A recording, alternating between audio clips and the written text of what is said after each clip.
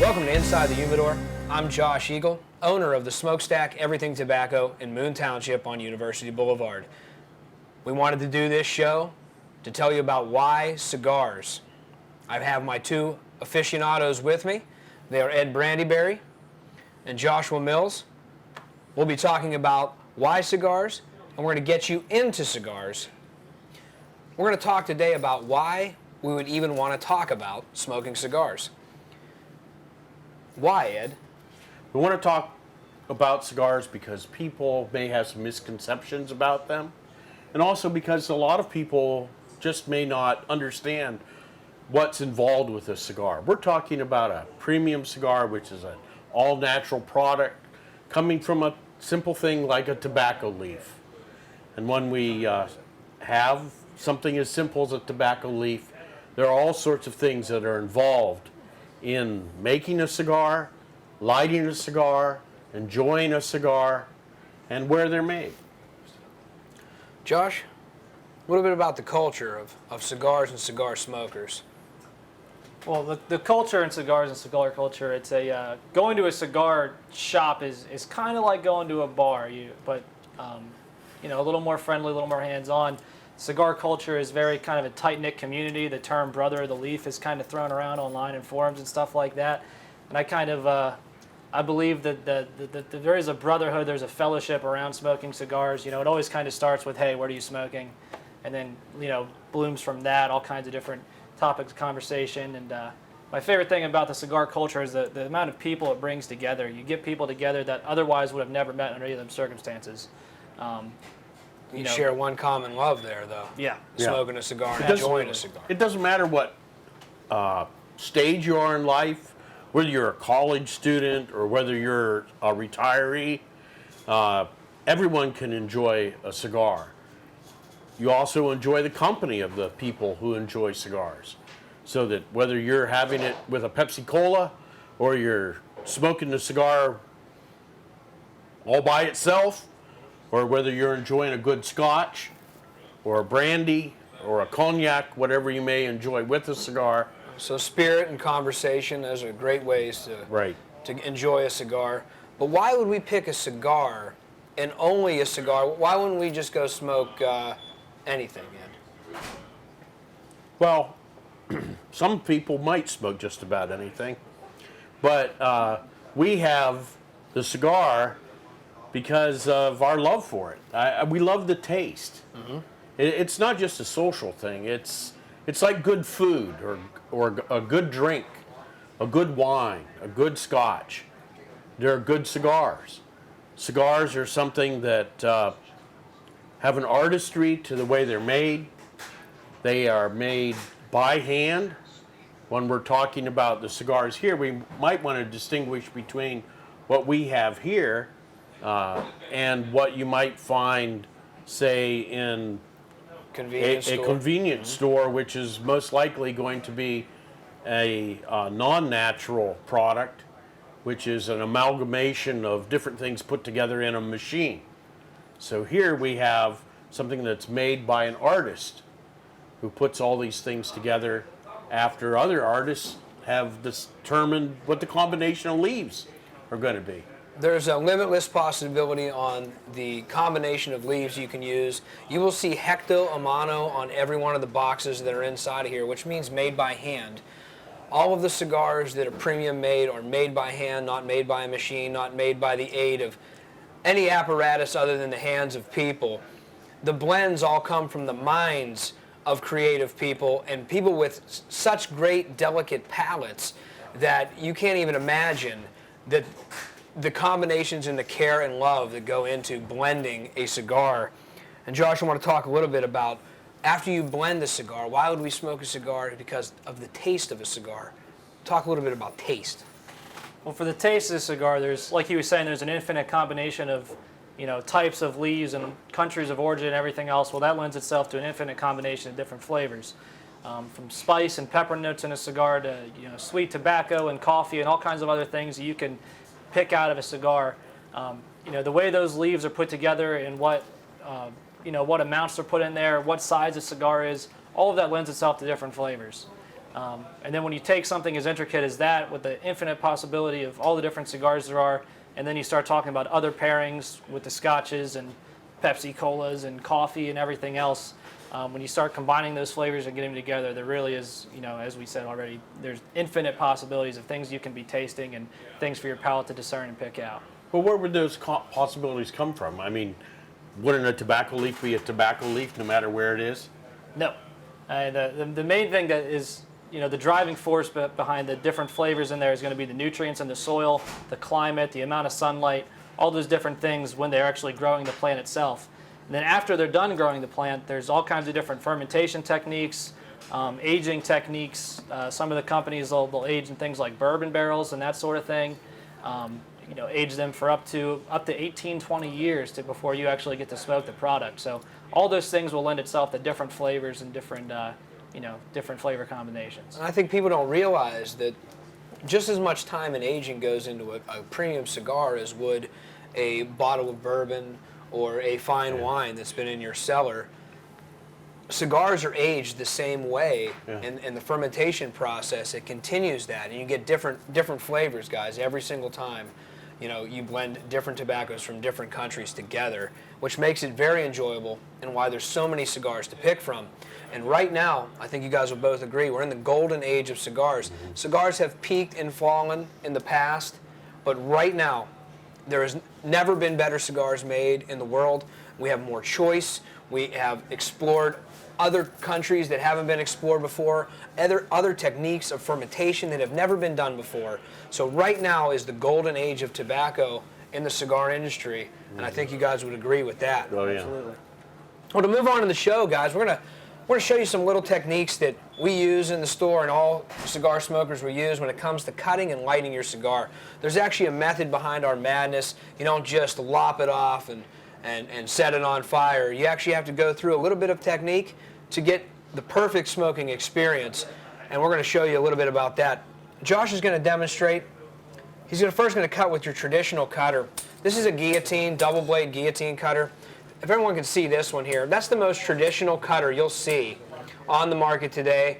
This cutter does not have any frills or any fluff, and this will cost around $3 in a cigar store, but it gets the job done. Okay, so before we can cut the cigar, I'll talk a little bit about kind of the nomenclature of the cigar.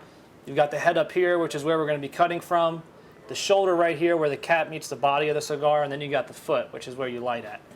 Now to properly cut the cigar, what you don't want to do, the main thing you don't want to do is cut below the shoulder right there. There's kind of a crease going along where you can see the shoulder meeting the body.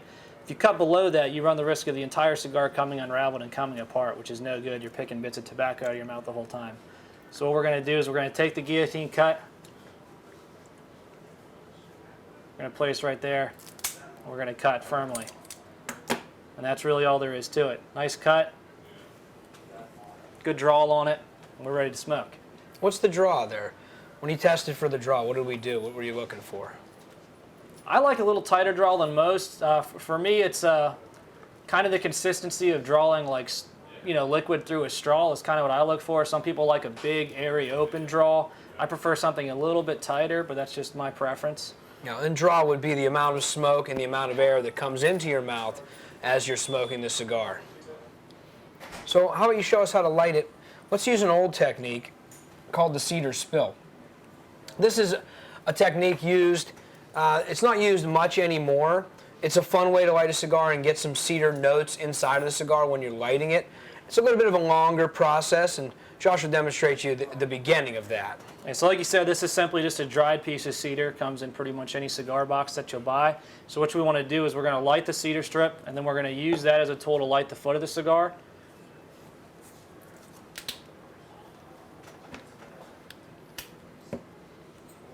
So what we're trying to do is simply get the foot of the cigar lit without singeing the wrapper too much. It's kind of a long process. We refer to this as toasting the cigar.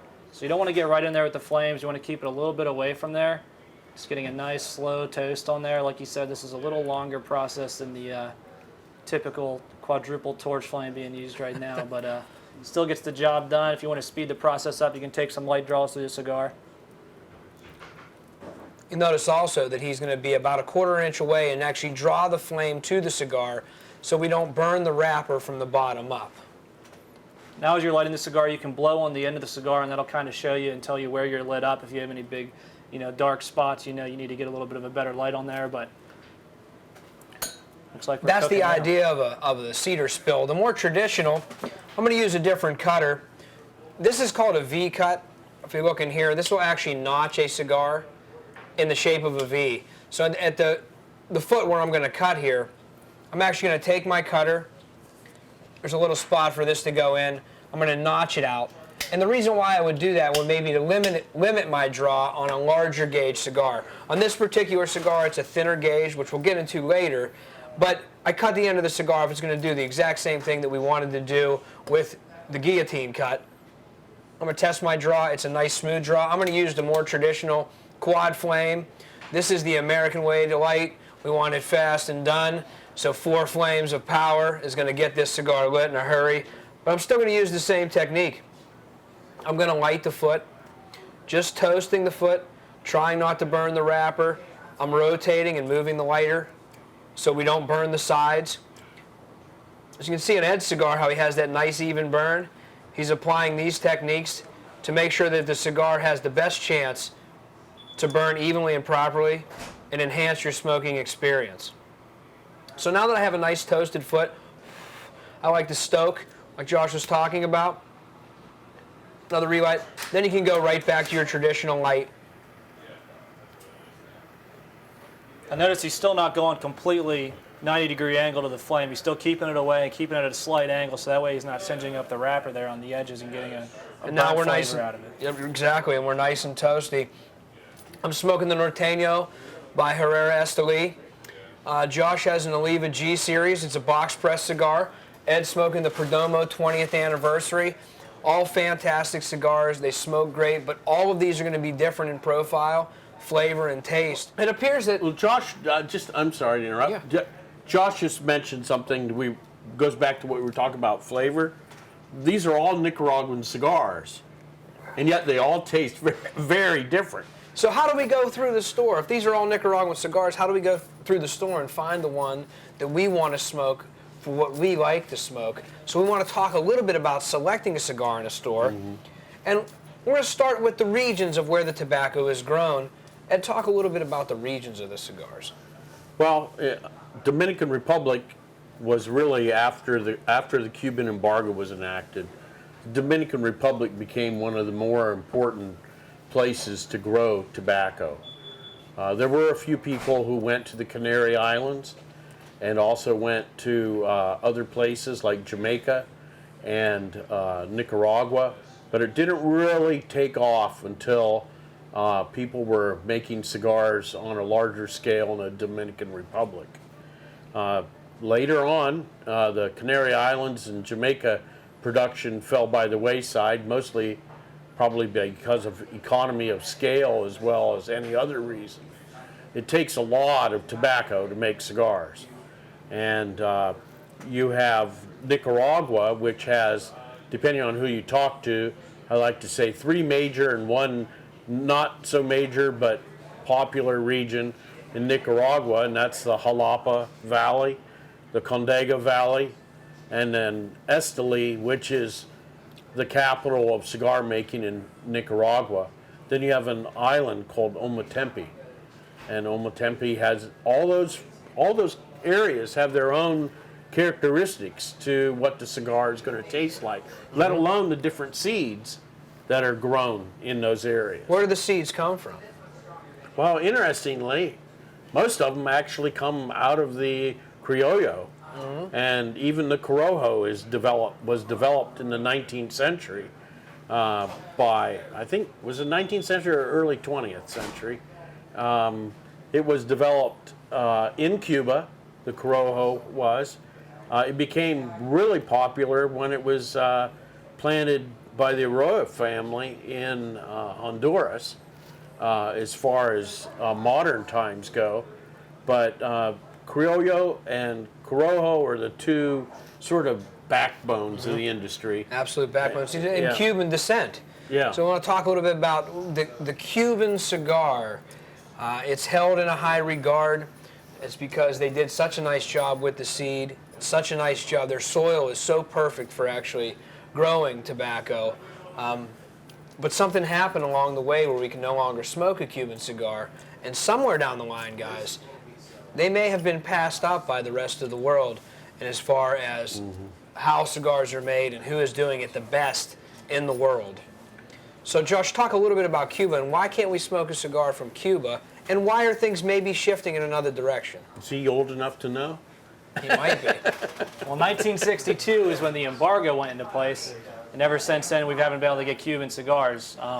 Obviously, they kept making them, sold them to the European markets, and through Americans, through kind of back channels and whatnot. But no, you was talking before about them maybe being passed up over time. One of the reasons it is because the government in Cuba is a little bit too involved in the cigar industry, and we talk about them being artisans and doing art. Well, the government is too hands-on and not letting those guys do their jobs. So they're being pushed for numbers and to meet quotas as opposed to perfecting their craft and making the best cigars they possibly can. One of the examples of that is you either have to reinsert nutrients back into the soil or let fields lay fallow after you've grown tobacco in them. But because of the pressure they're being put under by the government, they'll keep growing tobacco in the same fields year after year, which results in a less nutritious, less healthy plant, which is going to be less flavorful. Another reason, too, that's primed, guys, I think you guys will agree with this as well. The American market the consumer in the American market is very particular. And if you do not make a cigar that's perfect, they will be returned and they will not go back to your brand because there's so many to choose from.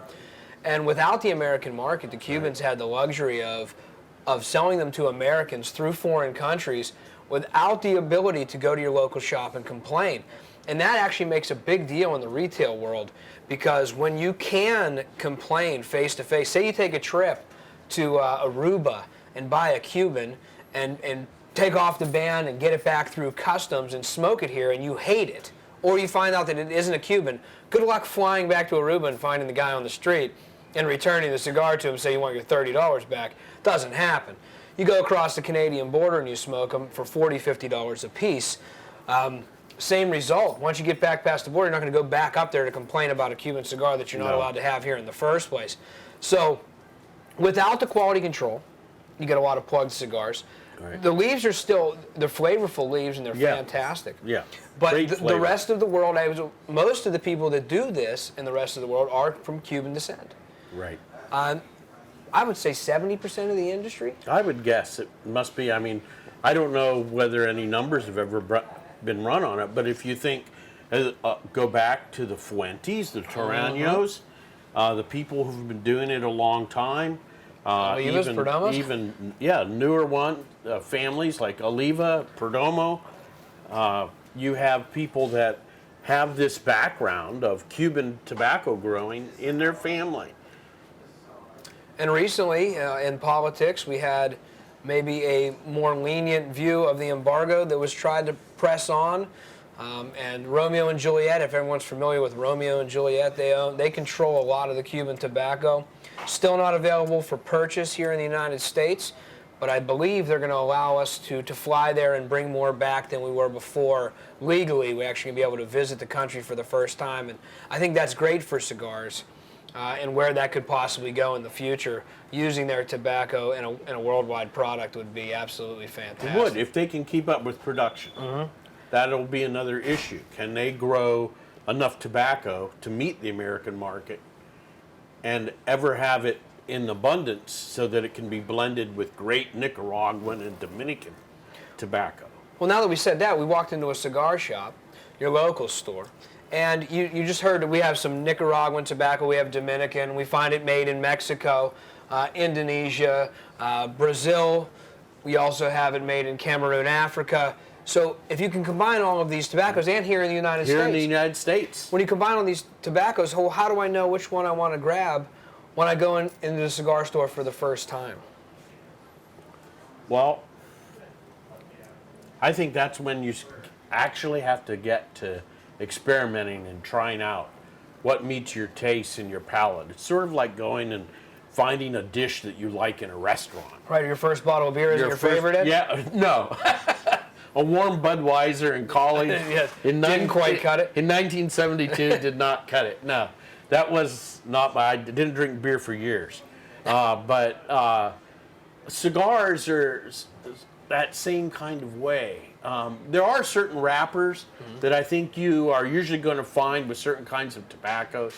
If you want a mild cigar, you're generally going to be in the Connecticut shade, which is a Sumatra. real light blonde almost wrapper.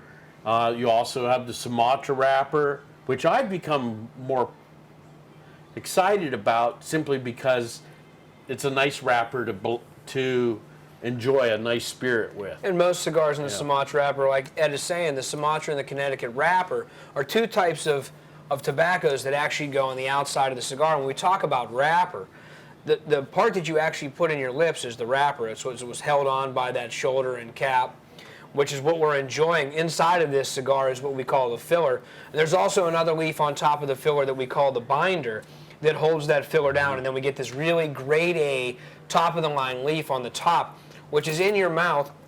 We can argue that on another show, guys. On how much the wrapper matters? On how much the wrapper matters. But for purposes of staying on task, the Sumatra and the Connecticut wrapper are ones that you can use synonymously with the medium and mild the cigars. mild cigars, right. That is not the rule, though. No. They do make cigars with Connecticut and Sumatra wrappers that are full of body. Villiger had made those two small cigars, classic shapes, the Corona and the Lancero, which are narrower cigars. And those cigars were packed with some Nicaraguan tobacco that had a little oomph to it, and yet it was wrapped with a Connecticut shade. Connecticut shade, what that even is just its name. Connecticut shade tobacco is grown in the shade. The plants will reach 6 to 9 feet tall. Yeah, and it gets its name from our state here. Right. It was grown in the Connecticut River Valley.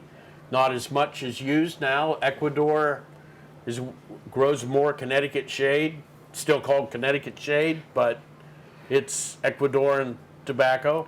Well, when you walked into the cigar store, it can be overwhelming. You know, at the smokestack, we have 750 choices and counting every day. You walk into a store, you see all this selection, and you have no idea where to go. My first suggestion always, guys, I think you'll agree with this one, is you should ask an expert for help. You should ask an expert for help. Because if you don't do that and you wander around the store and you pick up your first cigar ever, you can do some research online and see some 5-star reviews or 4-star reviews, but you have no idea what their palate is. So what any good aficionado would do, or someone advising you to buy a cigar, would be the first thing to say, have you ever smoked a cigar before? You know, if you have, what did you like about the cigar? What did you dislike about the cigar? Do you like something fuller body? Do you like something medium? Crazy questions like, do you eat hot sauce in your diet? Yeah. Do you prefer whiskey over beer? Those things will all matter to narrow it down to exactly the type of cigar that they may enjoy. Because if you're a hot sauce guy and you come in and you've never smoked a cigar before and you say you want a mild cigar, you're probably going to walk out disappointed because the flavors you actually enjoy, if you're a spice guy, you're actually not going to enjoy a mild cigar. And I think that's the common misnomer with cigars is, I'm starting out, I want a mild cigar. Well, maybe you don't actually want a mild cigar. What is your tastes? So the aficionados, the people that are inside your brick and mortar stores, should be able to help you out with that. And I'm going to talk to you about a little bit about all the shapes and sizes that these cigars come in. Now, generally speaking, all cigars are cylindrical with parallel sides, and we would call that parejo in the cigar industry. No matter how big around the cigar was, this would be considered a parejo. You have to hold it still for. Oh, that's right. This is considered a parejo. All other shapes and sizes, and you'll see some crazy ones, are considered figurados. You'll see how this, at the very end, starts to taper off. This cigar is actually a torpedo. Nick Perdomo makes a fantastic one with a very sharp, beveled end. And what that does is that, back to the draw, what we talked about, it gives you different options on how the cigar draws, which changes the flavor profile. So figurados are for more advanced smokers, would you agree? Usually, I think that's the case. Someone that's experimented more with what they like in a draw on a cigar. Also, I think also that some cigars are designed in such a way that you can get a smaller cigar experience sometimes with a Figurado.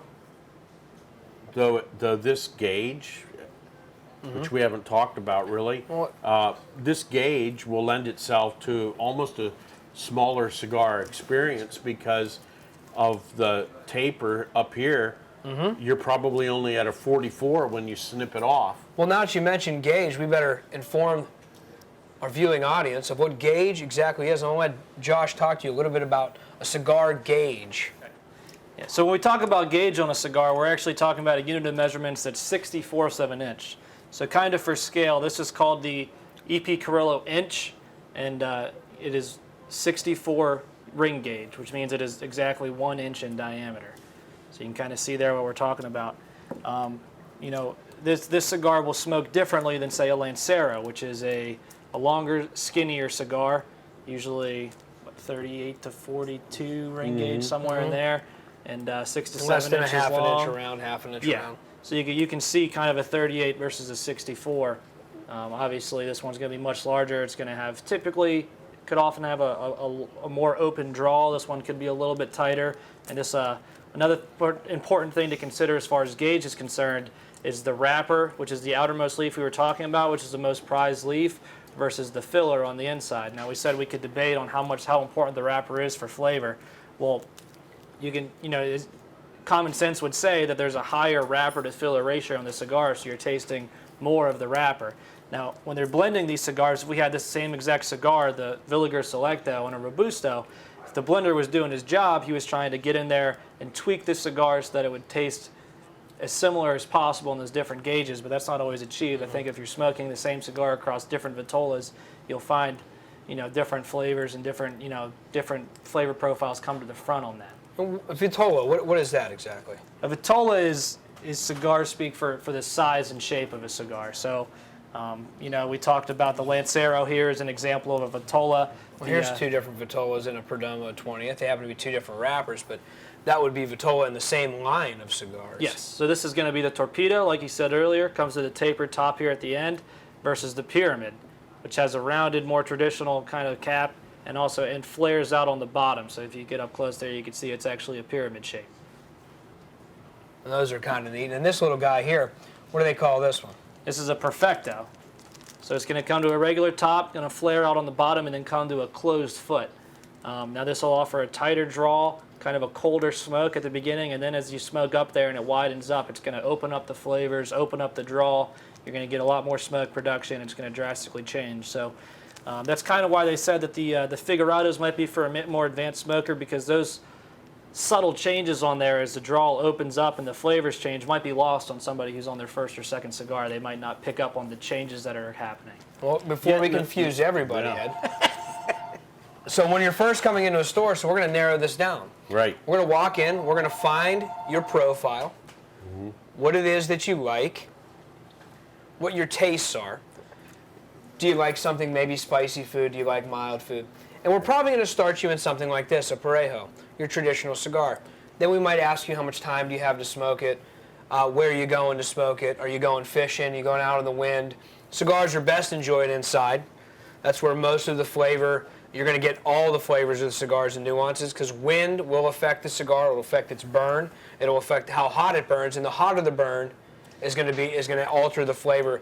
As the cool smoke, which is why we smoke indoors, you get all the flavors on the cooler smoke. That's why we have from 4-inch to to 9-inch cigars in the store. So I just walked into the store. I tell you that I like whiskey. You point me to something maybe medium, full-bodied. Full body, we describe body, that's the taste profile. Also the nicotine content.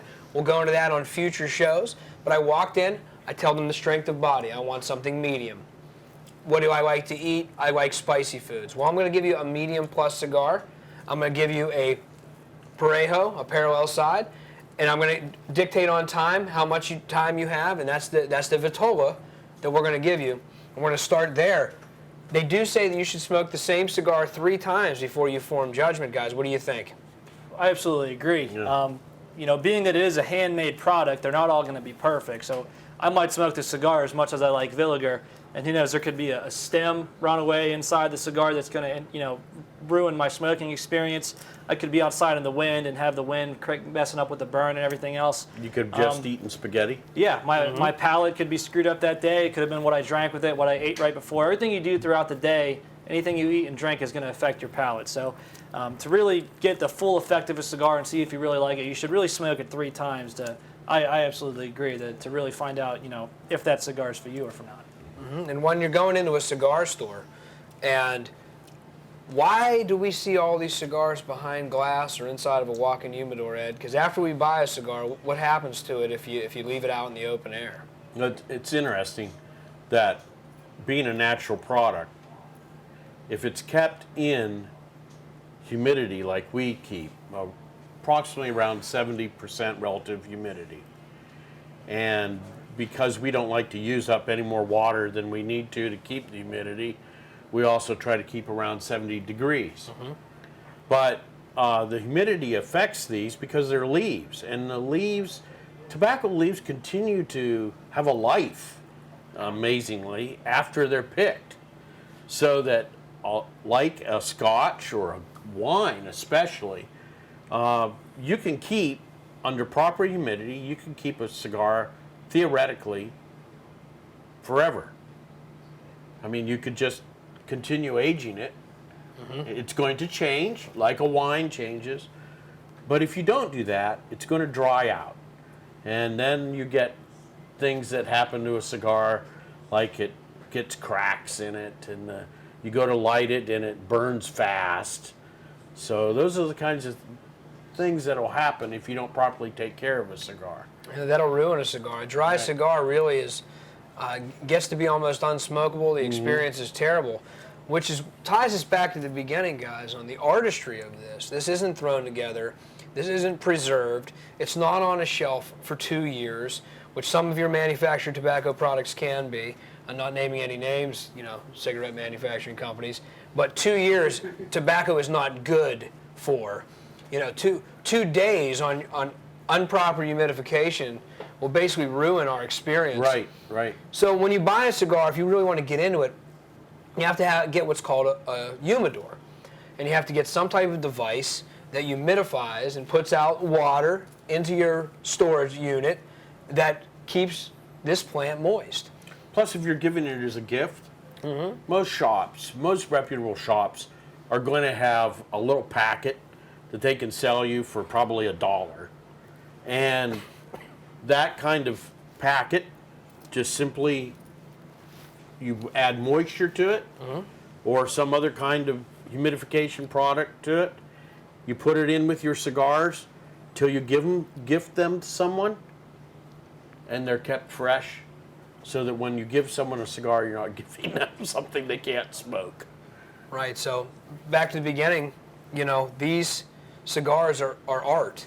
They were made by hand. They were selected by blenders, people with phenomenal palates, just like wine, just like bourbon, just like scotch. Sometimes they use the scotch barrels, Right. The bourbon barrels that they age the wrappers in. Sometimes Cognac they barrel. infuse them with other crazy flavors on the wrappers, which just it's another art form in the cigar industry. What else do we have that they do? You have fire curing, extra little things that change the entire aspect of the cigar and its filth. There's so much information. We'll have to close out show 1. I want to get some final thoughts from you guys on, if I'm going to pick a cigar and I'm a new cigar smoker, what can I look forward to when I visit you, Ed? So I think you can look for help in selecting a cigar, but even we're not perfect in guiding you. You shouldn't be frustrated if you try a cigar and it wasn't quite the flavor that you expected. I think that you have the opportunity to try many other cigars, and I think that there's a cigar for everyone. I agree, Josh. I think if you're thinking about getting a cigar hobby, you've never had one before, something we didn't really touch on too much is that the cost of cigars. Cigars are looked at as a luxury product. You don't have to go drop $20, $30 a stick to smoke a cigar. We've got premium hand-rolled sticks in here for $2. $2, $5, $10, whatever you want to do. It's definitely a hobby worth looking into. Not too expensive. So if you're on the fence, highly recommend you check it out. We appreciate you being inside the Humidor, and next time we're going to talk more about cigars. For my experts, Ed Brandyberry and Josh Mills, I'm Josh Eagle. Thank you very much. Go out there and burn one.